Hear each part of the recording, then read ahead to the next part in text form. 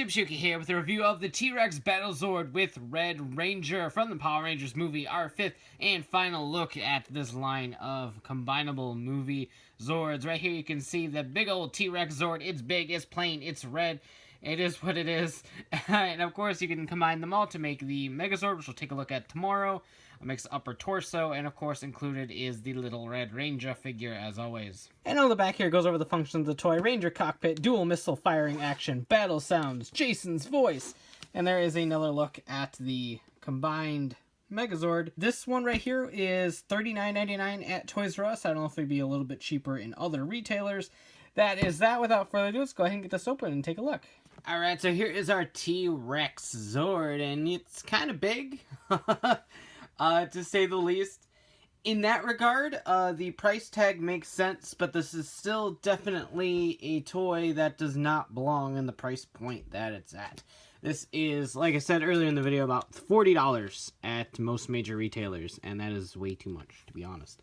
But we will get to that momentarily. Here is the little Red Ranger right there. Definitely really cool. This was the first movie Ranger I owned, because the figures weren't out when I originally picked this up.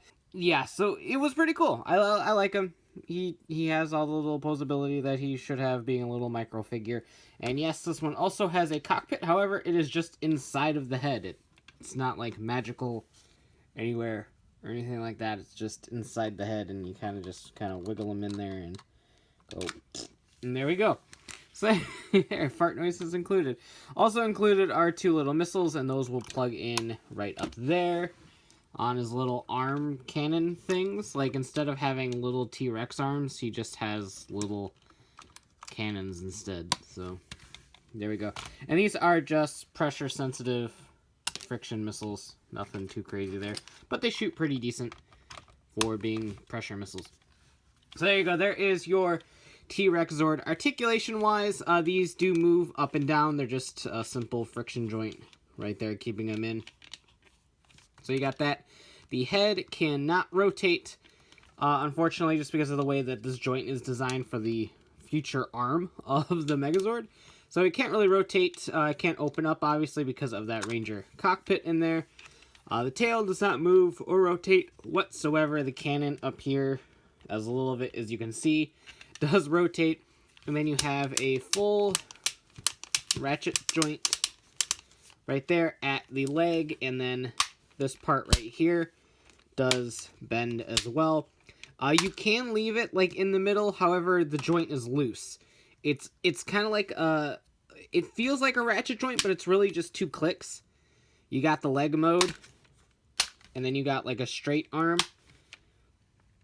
and then you got the bend in the arm for the Megazord, because these will be the arms for the Megazord, for those that don't know. So it doesn't fully work all that well, but it is what it is. But that's really all this thing does normally. I'm going to pop the cannon off right now. Just spoilers! Here is the cannon. It is just a gray piece of plastic. LR44 batteries are in there. I think it takes 2 or 3 of them. And you press the button right here, and it makes noise! Woo! Jason's voice, apparently. I don't think that's actually Decray, but I don't know. We'll see. T-Rex Zord, it's time for battle. Where's the speaker? Oh, it's over here.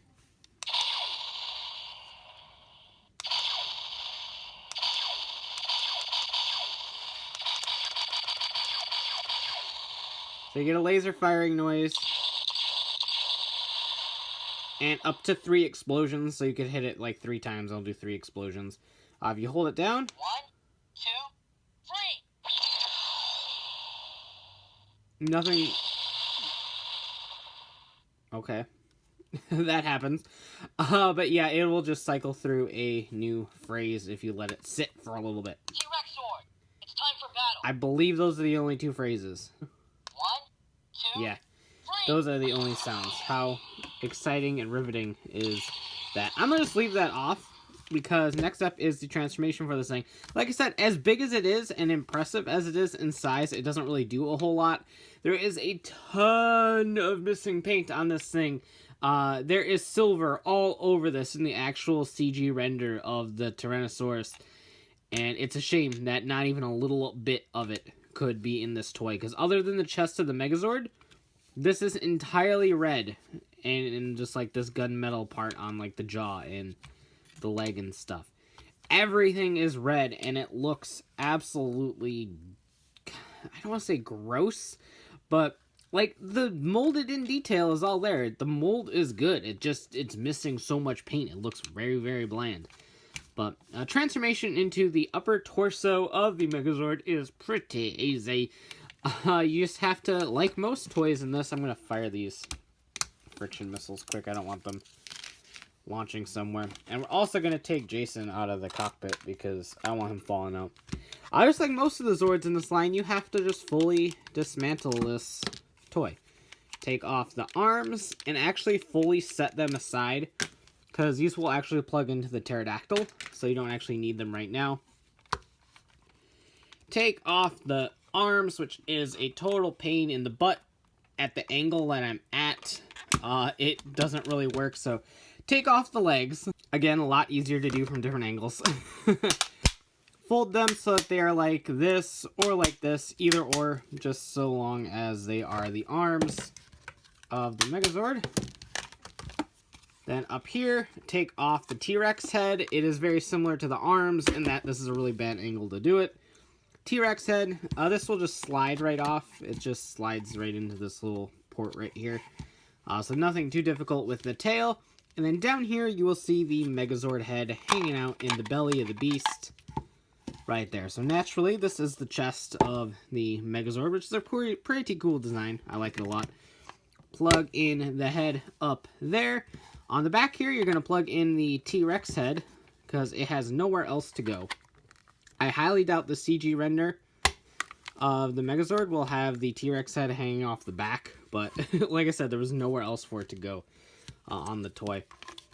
Take the arm, and it'll plug right into that socket right there.